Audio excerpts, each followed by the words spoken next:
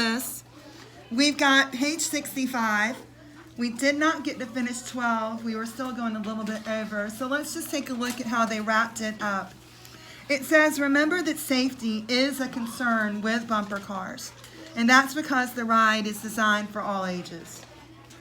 Children as well as adults have to be able to use them without fear of injury. Therefore, we always see it whenever we're able to go to the fair. There are typically, you must be this tall to ride this ride. Yeah. The reason that the signs are there that you must be this tall to ride this ride is all because of Sir Isaac Newton from England. If you are a little bitty person and you're going to try to get on the biggest roller coaster at a park, if that thing starts going downhill, you may be staying so little you staying up in the air and you out of it. Okay? If it starts really, like we took kids to, where did we take them to? No. We take that on a side trip for 8th grade in the summer. We went to Six Flags in Georgia. Yeah. That was one of our last trips that we took. And unfortunately, we had some short 7th and 8th graders that could not get on this big giant blue monster. But when we watched that thing take these crazy curves, we realized why. There was no bar that would be able to hold them in place. They would just fly off in the direction that they were going in. Yeah. So that's why they're there. They're there for safety with the height and the weight restrictions. Now, Chloe, you might be safe on a bumper car ride with me, girl, because, I don't know about that weight restriction with me now, you know what I'm saying? But if I can, I'll come at you. I'll go on a diet next year right before the fair. And then it's game on, Chloe. All right, so height and weight restrictions have been determined for these rides, and that's in order to protect people who are too small and maybe too light to be safe in a bumper car. You don't want sweet little 5-year-olds getting out of a bumper car with whiplash because I went at them.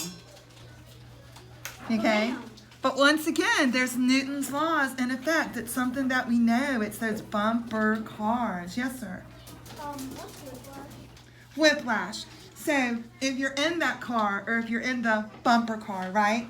And let's say in the bumper car you're hit, or let's say in the actual car you might be hit, or the car actually comes to a really fast stop and you go forward. Well, you've got the seatbelt here holding you, and you feel that pressure on your chest, and that's one of Newton's laws.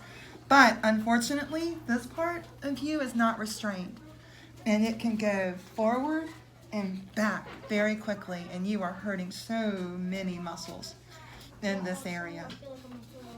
You still do? Have you? Have you?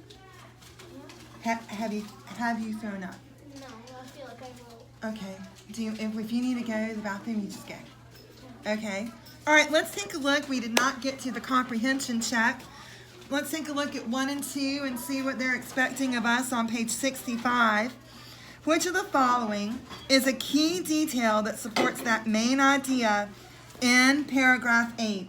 Now, the main idea in paragraph 8 was bumper car drivers experience more effects than just jolts. You're going to read through all 4 of those and circle the best answer. For number 2, it's a nice one because it directs you to that paragraph. What is the main idea of paragraph 12, the one that I just read to you? Let's take a minute and do those 2 for right now, then we'll talk about 3 together. Make sure you read through all of the possible answers though, because 2 might be really good. The other 2 are trash.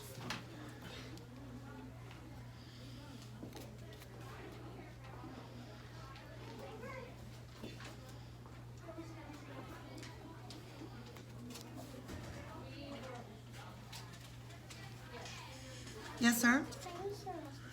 Sure. Where's your book? Okay, can't go to your locker, but this is the second day in the row you're not prepared for class. Clint? James gets back to nursery. May I go? Sure. But Lathan can run whenever he wants. Or out the door. If you need to. There's a trash can right there. Yeah, but out the door too, if he needs. We good. It's yours. If there's a girl in the bathroom. Go out the door. I would. I'd go out the door anyway. It'd be best someone else's trash can. If there could be a girl in there at any time, and he'd have to run all the way back, and he may get frog from there. Throw up outside, use a water hose. Throw up inside, I got a Clorox. You know? So, you know how it is at home. That's right. Like at home. All right. Looks like y'all are finished. Take a look at number 1 and check and see what you got. It says, which of the following is that key detail that supported your main idea? What'd you get? I got C. Okay, bumper cars can help you understand Newton's first law of motion. That's a general idea, but it's not a key detail that supports our main idea. Charlie, so it's not C. There's one out. I got B. B, that's what we're going for. Here's the key detail. When two cars bump, both drivers sense a change in their motion.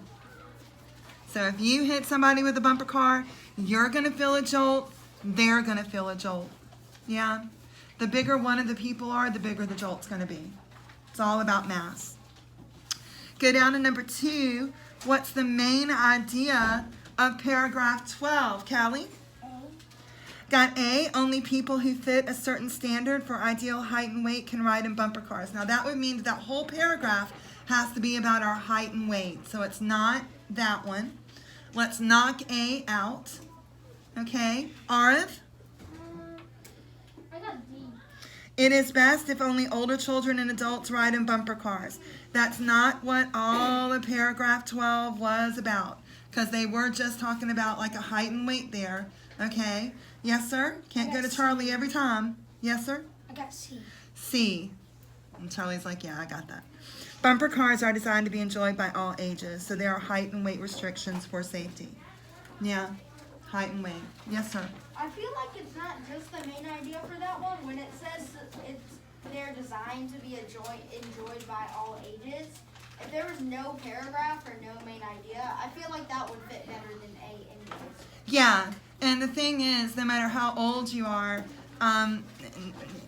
whether you're a child or an adult, we have to make it about your mass, which takes it to number 3, yeah, that we're going to talk about.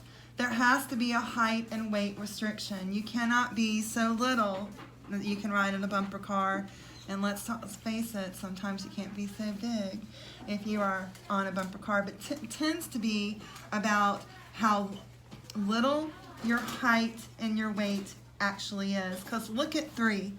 3 says, work with a partner, well that's all of us right now, to create a summary sentence that describes how mass, how tall you are, how much you weigh, affects the jolt a bumper car driver may receive.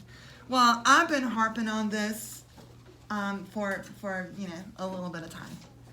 I told you, if I'm in a bumper car, I'm coming at you. Yeah. I know. And it's because my mass, though, is more than your mass. And that's going to make the jolt so much bigger. This is me. When I sideswipe you, my little thing. Yes. So it really is. It's all about that mass, the mass of the driver that bumps you. It does have this direct impact on you. So if a little person comes at you and you're bigger, I mean, you're going to feel it, but it's not going to be like if I came at you because I have more mass than you do. Yes, I freely admit it. I have a lot more mass than you people. But if a little person hits you, you'll feel that, little jolt. But if I come at you, We're gonna go like this. yeah, exactly. Yes, sir. If you come at us, we will probably. If you hit us, we'll probably go like all the way over there. All the way. I'm a big girl. I got a lot of mass. You're gonna be moving. Exactly. I think we're gonna be. I don't think we're gonna stay still. The same thing happens that I think I told you that, my husband drives a bigger truck, and I've seen some of y'all come in bigger trucks. And he was at the intersection of Forest Drive and Beltline, right by the old Richland Mall. Yeah, all that area. And he's in a big, 4-door Dodge Ram. And there was a little I want to say, I mean, I don't know, it's a little car. I don't know cars. Like, but it was a tiny car. Oh yeah, And the kind tiny, of black ones you see all the time. it was itty bitty. And the car, I guess, just not paying attention, because no harm, no foul. They all looked at it and then were like, oh, let's just run away. You go out that door, you run. My husband in the big giant Dodge Ram felt the person hit the back of him, but he didn't really go forward. He felt a little bump. He felt a tiny jolt. And he kind of looked around like something maybe fell from the back seat onto his chair, you know what I mean? His seat where he was sitting, because it wasn't that big of a deal. But then he saw the person getting out of the car behind him, and he was like, I think I just got hit. Man, and that's crazy, because I really didn't feel it. Yeah? Oh, it ripped up the bumper of that little car. Because it was so little, it went underneath the bumper of the truck. And when they tried to pull back, that's really kind of what he felt. He felt his bumper rip their bumper off. They were messed with my sister. up. But he hardly felt it. How did the But it would be, you know, it's like the smaller mass hitting that larger mass. The larger mass hardly felt that smaller mass. Now, had it been the other way around, had the little car been at the light and my husband came up, I mean, That car would have been gone. he could have possibly have moved that little car out to the intersection and it would have been a mess. Yeah, a mess. And they really would have felt that. So remember, in an impact, it is about mass. Yeah, which includes your height and your weight. And that's why I think that this part of what we're reading, putting Newton's 3 laws into kind of everyday, we've kind of been through all of that situations, makes the science so much more interesting. Yes, Chance? If like a huge truck hits a little car, like, or just like bumper cars, it's going to go flying, or it's going to do massive damage. Absolutely. But if the low car hits that car, it's going to do like no damage. Right. Maybe a little dent. And that's Newton. That's it. That's this very difficult science that my 7th and 8th grade are like, oh, I don't want to take this test. But that's putting it into real life things that we can all understand. That's it. Yes, ma'am. Can I get the rest of my controller? Absolutely. Ma'am, Tay? I was gonna tell you that I got in an accident with my sister at Bojangles. Were you hit or did you get hit as far as Newton's laws? A truck. Wait, I just asked you the same thing. Did you hit Yes. somebody or were you hit? We were hit Mm-hmm. because a truck had backed up into us. So the truck had pulled off the whole entire bumper because our car was used, and the whole bumper just came straight off. Your sister's car was smaller than the truck? Because some trucks are small. Yeah. Our truck was small, but the car was small too. Okay, so you kind of felt it when you were hit, right? You felt that jolt. You felt that jolt. That's Newton's law. Yes, sir. One time I was at the Publix parking lot with my mom. And That is one of the scariest parking lots to be at, let me tell you. Yeah, uh-huh. No joke. Those old people, Publix trying to park you. Yeah. Yeah. This guy No. forgot to put it in drive, and he actually, because his car was like facing this way. Uh-huh. We were back here. Yeah. He forgot to put it in forward, and he ran back into us. Yeah, no, that parking lot is no joke. No joke. All right, last 1, 2, 3, 4, 5, and then we're gonna read some more about bumper cars. Charlie? I've never been in a car accident before. Okay, you better knock on wood right now because I'm Southern and very superstitious. Yes, sir. Daniel?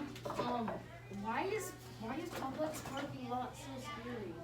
I don't know. You It's actually, scary. you want me to put this on record right now? Yes. Right now. Yes. Right now.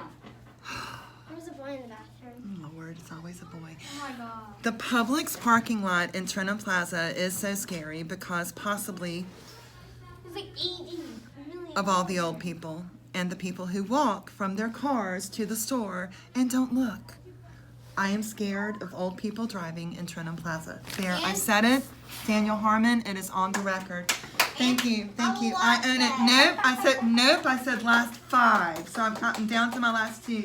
Marshall, and then we gotta read. We got work to do. If a big car were to hit a little car at a high Newton? speed, just Absolutely. Callie, last one, and then we're on page 66 with, I guess, Chloe reading. Yes, ma'am. So we were in my mom's car and we were at a stoplight, and then a car came speeding and then rammed into the back of the car. See, and then you felt that jolt. All right, Chloe, go to 60. Oh, I cannot see Chloe because I have mass and I can't see. We're going to 66. Chloe, could you read paragraph 13, please? The science of bumper cars. Now let's look at what can actually happen when science of bumper cars. Let's get you on. Imagine two bumper cars are in a head-on collision. Each car weighs about 700 pounds. The driver in the black car weighs 90 pounds. And the driver in the red car weighs 180 pounds. The driver, and Chloe, try the bathroom again. The driver in the red car is twice the mass of the driver in the black car. Y'all, that poor black car is going down. You do get that, right? You really, really do. It's like you versus Chloe. When I was raising my hand, like me and my mom got in it and we bumped into this big black truck and he ripped the hood off of our Okay, car. we got to do this though, and you got to go. All right, Alasia, check out 14 for us, please. Malaysia. I am so sorry, Skylar. We've really got to do this. No more time vampires, please. No more pop-up ads. Will they bounce off each other and move away in opposite directions? Okay, will they? No. Don't know. You're actually not participating in class, so you need to stop. All right, Chance, who does not wear a mask, Mom. Chance, because you constantly are sipping your water. Chance, 15. Will they both continue in the same direction as the red car? I don't think so, because the driver in the red car weighs twice as much. Lathan, do you feel well enough to read 16? Okay. If you guess the second result, if you guess the second result, you're right. The greater total mass of the red car, the total mass of the red car with 180 pounds. Driver gives it more force. This force is enough to push it back the black car with its 90-pound driver. Exactly, but what if you had two 90-pound drivers? Like in the black car is a 90-pound driver, in the red car is a 90-pound driver, and they both hit. It's just going to be a boom hit because that's the equal mass. But with the driver whose mass is doubled comes to hit you, you're going to be moving. Now, does that driver, the 180-pound driver, feel a jolt? Yeah. Absolutely they do. Okay, absolutely. Lily Grace, paragraph 17, please. Here are the same black and red cars with the same drivers again. In this case, they bump each other at a 90-degree angle instead of head-on. Okay, now, this is what I said was my preference. I'm going to sideswipe you. I'm going to T-bone you, as they say. We're not going to T-bone. So let's just see if I'm right. Like it might be better to hit you on the side because my mass is so great. Let's see. Maya, go up to paragraph 18. The black car is deflected at a sharper angle than the red car. The black car speeds up and the red car slows down. The red car's driver is twice the mass of the black car's driver, so the red car will be pushed off less from its path. But the energy that passes into the black car will have more effect because the black car has less mass. That car will move off faster. Thank you. So that means with all my mass, if I T-bone you, if I hit you at a 90-degree angle, I'm not going to move that much, but you're going to go off flying. I'd like to thank you. Nope, time vampires, no pop-ups. John, oh, John, I can't see because I'm old. John, is that, what number is that? 19, please. Can you believe all of this science is behind such a fun ride? If you ever have a chance to drive bumper cars, remember that science will help you keep safe. Fasten your seatbelts and enjoy the ride. I know. So if we can get to the state fair next year, we all got to go, and I'll chaperone, and I'll let you hit me. There's going to be no pop-ups. We got to get some work done. Y'all are acting like the other class of me and time vampires.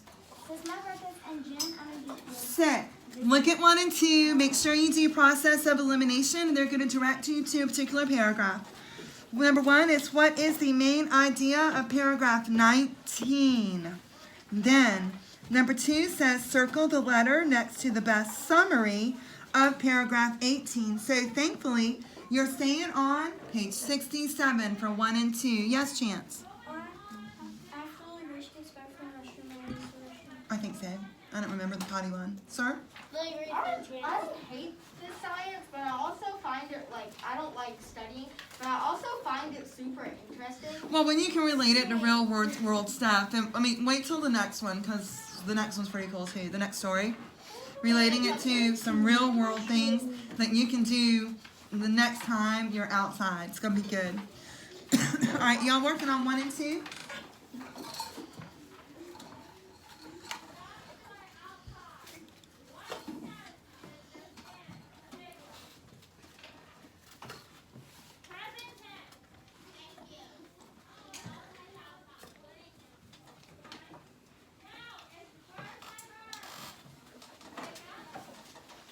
Did y'all get the main idea for paragraph 19 for number 1, or am I rushing you a little bit? I think so. I get a little hyper towards the end of the day. Well, what's the main idea for number 1? Maya? I said C. I did too. Yes. That bumper car rides are safe because they were designed with an understanding of science.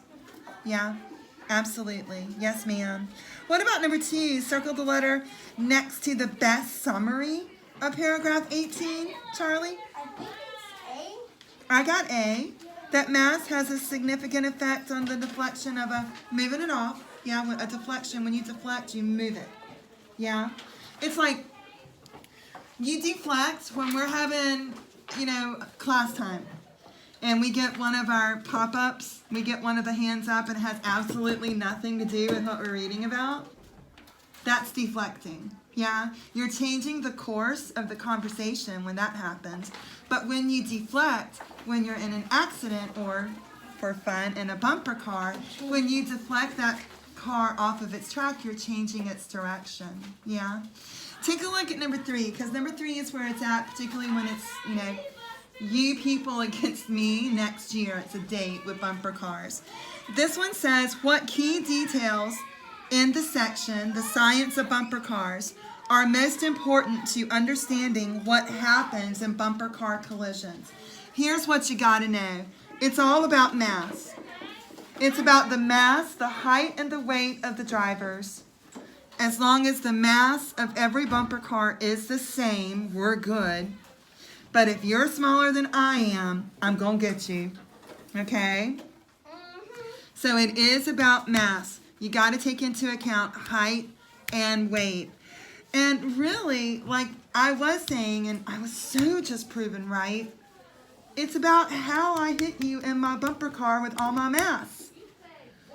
Am I going to hit you head on? No. No. Am I going to bump you from the back? No. I'm going to T-bone you and hit you from the side. Yes, sir. So all of that matters, but the big giant deal here for Newton is about mass. It's about height and weight. And then, of course, how you plan on hitting me with your bumper car and your little itty-bitty mass. You people, next year, I feel sure it's a date for the South Carolina State Fair. All right, turn the page. We're going to hit a new one. Yes, sir. Now. Hey, Hey. sorry. You said she wanted them on the right side, right? As you're walking in the right side, she said, and then that would be for guests, and then children, students would be on the left. So as you're she walking needs in. bleachers on the left? She said no bleachers. No bleachers on the left. That's what she said Okay, yesterday. no, that's fine, okay. But my lady changes her mind. Well, the bleachers are already, well, it's fine if she wants to move them in the morning, Okay. but they're already on the right side. I was gonna Perfect. go ahead and put them down. Yeah. Anyway, because they're upright. Okay. Dan? When we do go bumper car riding, Mm-hmm. imagine if every student just ganged up on you. Like you were the only people. Oh my there, gosh, I would everybody not only expect it, I would encourage it, and I would be kind of a little depressed and feeling sorry for myself if you didn't come at me. Let's So team what up. if nobody Team came up. at you Oh, and yes. everybody just ran away from you? Listen, no, if this, as they said yesterday with the vaccine being good and coming out, like if we can do this next year, we are going to have such a party. next year. Like, you know what I'm saying? Maybe a cookie? Because y'all know that October date that y'all had off. You know that was your. Quarantine's gone. I'm gonna explore. Well, you know, you had a day off in October not too long ago. You had a 3-day weekend. That was supposed to be your fair day. What? Yeah, Yeah, I went to the fair on Saturday. that was your fair day. Wait, Monday was the Yeah. Now, it used to be a very long time ago that we actually would schedule going to the fair together, you know, during the day. So, with permission, I might try to push that and ask Miss Liz on a good day. Which is Yeah, how about like the day, the November the day the Mexican I think next year, anything that we can do and we can do safely, let's do it and just really enjoy it after not being able to do so much. You know what I'm saying? last year. But you're totally going with math and science worksheets, so I don't know why you all excited. No, we actually do. We have really cool science and math at the fair. It's actually pretty fun. And then like a scavenger hunt. Time Vampires. You don't have a book? We're going to be reading. Are you on page, I can't see because I'm old, 68. Experiments with Motion, and who was my last to read? I feel it was mine. It was mine. No, it was No, it's Sean. No, I didn't read it. It was Sean. Charlie. Yeah, I was last. Okay, Charlie, all of this we can do at home. We don't have to wait for the fair next year.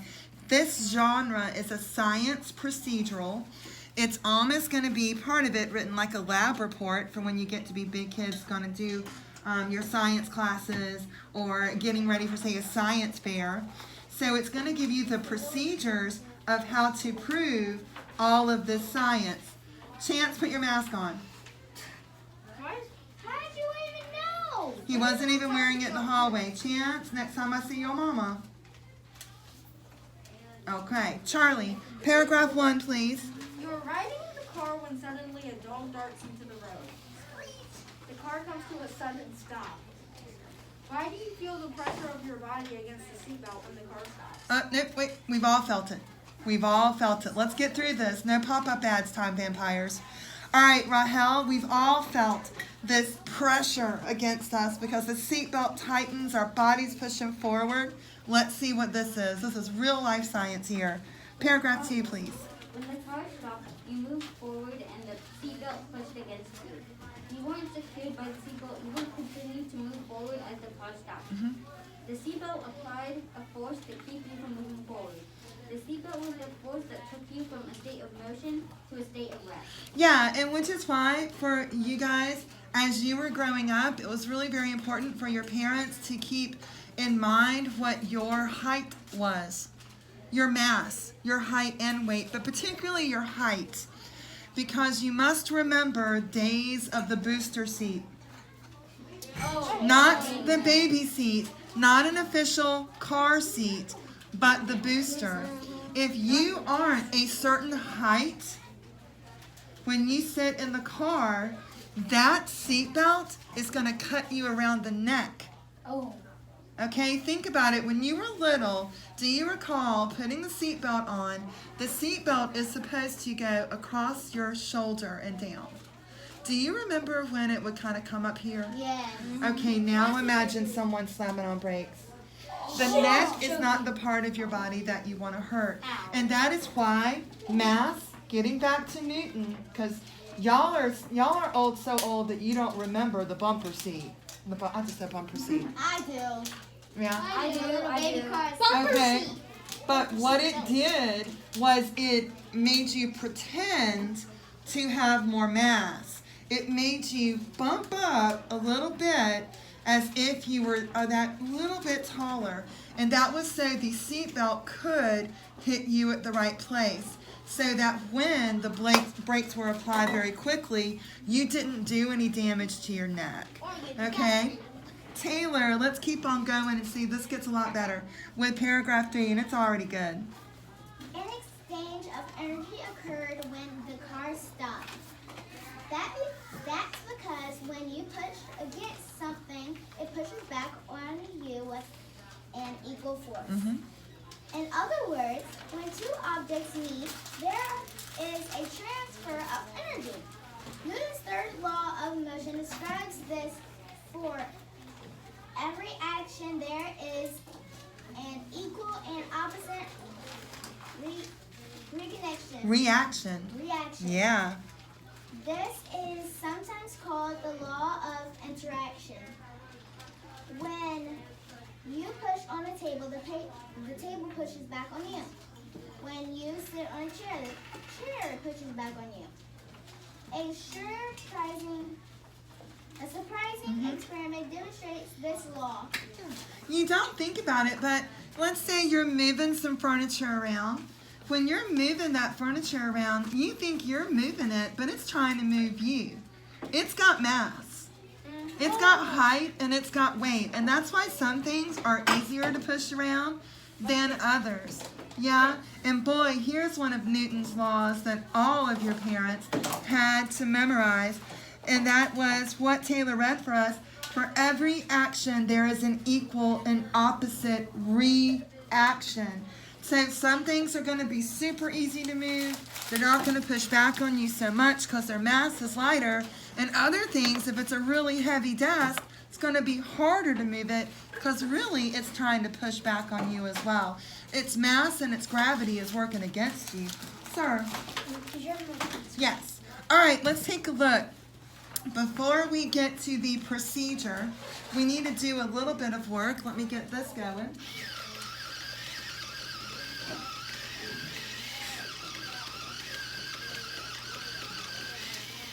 Okay, I think a chipmunk could do better. All right, look, let me get you started before I see what Charlie needs.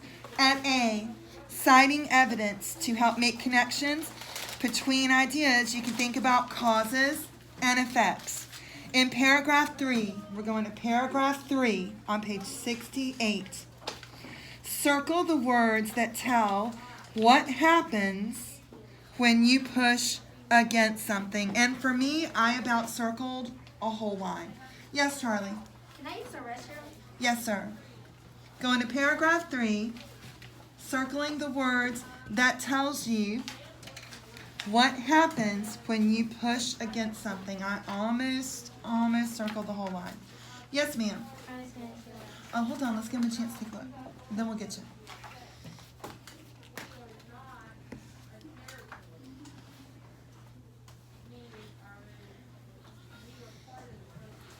Then there's going to be a super easy experiment that y'all can do the next time you go outside. Let's go. We can't play with balls, it looks like. No, it's a really fun one, but you want to do it over and over again in time and make sure. Yes, sir. Yeah. All right, Lily Grace, what did you circle in paragraph 3? When you push against something, it pushes back on you with an equal force. Yeah, I had circled it pushes back on you with an equal force. Yeah. I mean, you don't think about that because the desk I'm trying to move right now doesn't have hands to push back on me, but, you know, I'm not really trying, but it's not moving. Yeah, but it's pushing on me. Its mass, thankfully, is more than mine. Yeah? Well, thankfully. Okay, let's take a look at B. In order to see relationships between ideas, think about whether the ideas are the same or different. When we do that, when we talk to each other, we might have different opinions about things, right? Underline 2 ideas.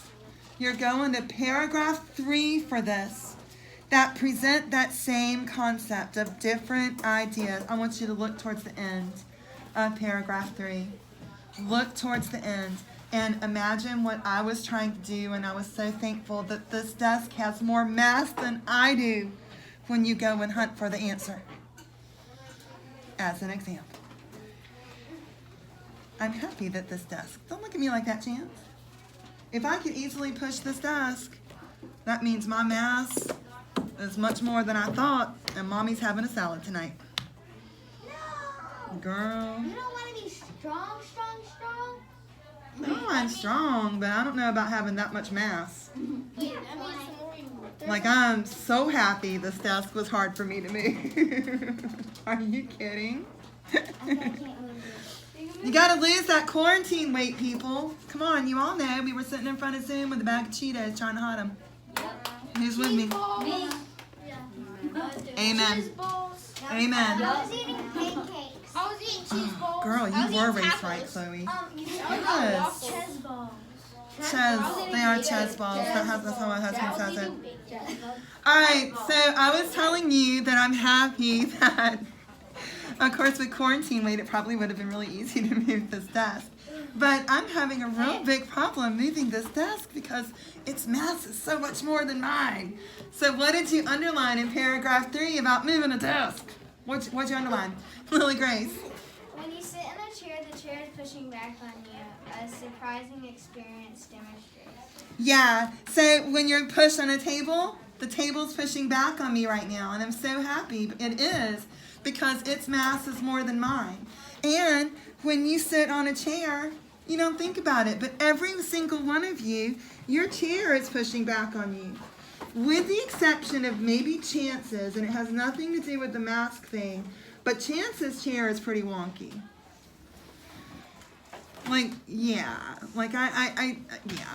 And Chance, right, that's craziness right there. Well, and Chance, I keep, I really did mean to. I had report card stuff yesterday. I really did mean to take a look at that, but I need to find the right.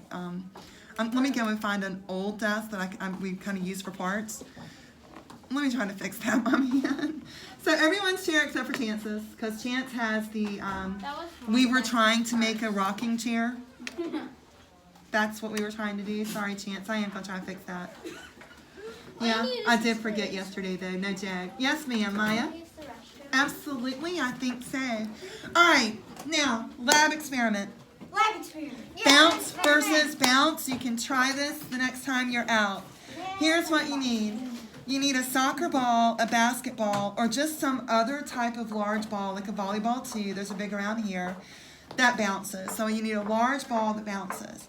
And then you need a smaller ball, like a tennis ball, maybe a racket ball, or any other small ball that bounces, okay? You with me? That's all you got. So look at it, because the next page, we just had a list of what we need, the materials needed. Now on page 69, you've got your procedure. Does this remind anybody of anything? Not when you read it, but when you glance at it. What does it remind you of? Cooking. Cooking. Lathan, you're like the most awesome person in the world. Y'all, it's a recipe. Think about a recipe. Cooking. No. I said, what does it remind you of? And it should remind you of reading a recipe. I want you to think of the last time you saw a recipe. A recipe starts with your list of ingredients. It's a list. And then I want you to think about the paragraphs that you see. If it's a complicated recipe, it might be more than one paragraph. If it's a simpler recipe, one paragraph. That paragraph tells you, did y'all do 4 types of sentences? If I say imperative sentences, I want you to think about it. All recipes are written in imperative sentences. Every single sentence has you understood as a subject and is a command. And this is going to blow your mind.